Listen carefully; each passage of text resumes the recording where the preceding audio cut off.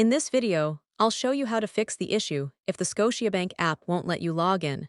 The first thing you should do is check your internet connection. If you're using Wi-Fi, try switching to mobile data. If you're using mobile data, switch to Wi-Fi instead. Then open the Scotiabank app and see if you're able to log in.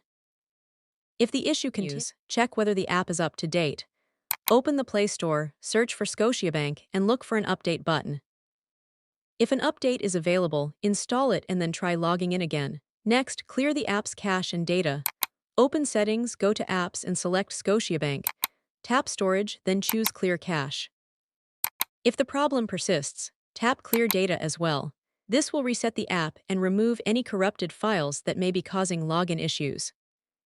After that, return to the app settings and tap Force Stop, then reopen the app and try signing in again. If none of these steps work, uninstall the Scotiabank app completely. Open the Play Store, search for Scotiabank, and reinstall the latest version. Once installed, sign in with your account credentials and check if the issue has been resolved.